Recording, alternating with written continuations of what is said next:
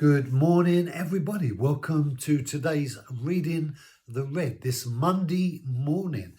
And it's supposed to be a scorcher today, but it was rather chilly this morning. Mark chapter 14 and verse 32. They came to a place named Gethsemane, and he said to his disciples in red, "Sit here until I have prayed." Sit here until I have prayed. So Jesus is with his disciples and he is preparing them to be in a prayer meeting where he himself is the one who will pray. And we might ask, why would Jesus pray?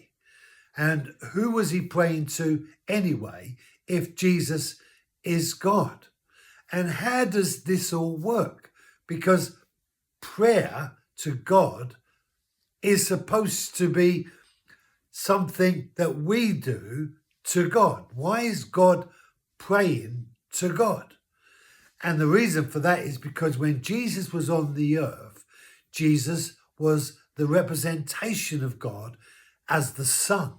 So Jesus, as the Son, prays to God, who is the Father. And it's not that Jesus is not God when he's praying, but the person he's addressing his prayer to is the Father. So Jesus, who is God, is praying to God the Father. And this relationship in the context of the Trinity has created all kinds of problems for people. But the reality of it is really not that difficult to understand.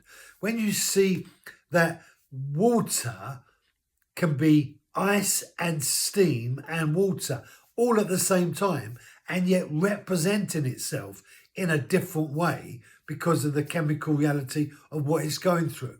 And so God in Jesus, he is here on the earth as the Son, and he's praying to God who is in heaven as the Father. So God in heaven is responding to the reality of the things that Jesus is praying. And he asks the disciples to sit here while he prays. And the reason for that is because he wants those who he loves and has invested himself into to be there with him in a very, very difficult time of his life. He knows that he's about to experience and face some really traumatic encounters physically and emotionally.